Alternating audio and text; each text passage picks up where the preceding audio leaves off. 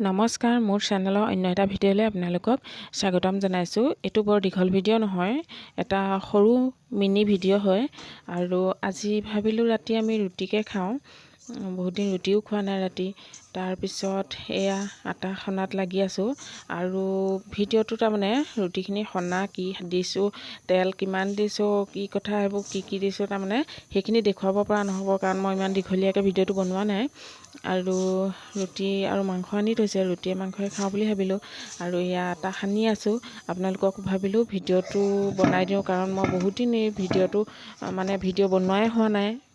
আৰু এয়া দেখিলে নহয়, মোৰ আটা সনা হৈ গ'ল। আৰু এতিয়া অকণমান দেৰি ঢাকি থৈ দিম, যাতে অকণমান কোমল হ'ব। বেলা সময়ত 5-10 মিনিটমান মই ঢাকি থৈ দিম, তেতিয়া ৰুটিটো কোমল হয়।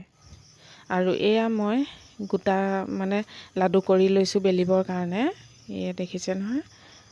তাৰপিছতে এয়া বেলি আছোঁ এখন এখনকৈ, কাৰণ মোৰ কেমেৰা ধৰা মানুহ নাই, সেইকাৰণে মই গোটেইখিনি আপোনালোকক সম্পূৰ্ণকৈ দেখুৱাব নোৱাৰিম। কেমেৰা ধৰা মানুহক ছোৱালীজনী তাৰমানে পঢ়াত লাগি আছে, কাৰণ হাফ ইয়াৰলি এক্সাম পাইছেহি যিহেতু। আৰু এয়া দেখিছে মই এখন এখনকৈ ৰুটি ভজাত লাগি আছোঁ।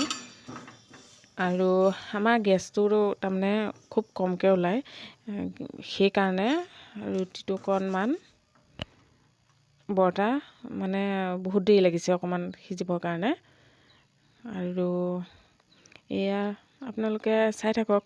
আৰু মাংস বনোৱা ৰেচিপিটো মই নিদিওঁ, কাৰণ আগতেও মই দিয়া আছে, এই ৰুটি বনোৱাটোহে দিয়া নাই। ভালদৰে এদিন দিম বাৰু, কোমল ৰুটি কেনেদৰে বনাব পাৰি বেলেগ এটা ভিডিঅ'ত আপোনালোকক ধুনীয়াকৈ ষ্টেপ বাই ষ্টেপ দেখুৱাম বুলি ভাবিছোঁ। বাকী এতিয়া ভিডিঅ'টো শেষলৈকে। আৰু ভিডিঅ'টোৰ শেষত আপোনালোকক দুকপি ফটো দেখুৱাইছোঁ।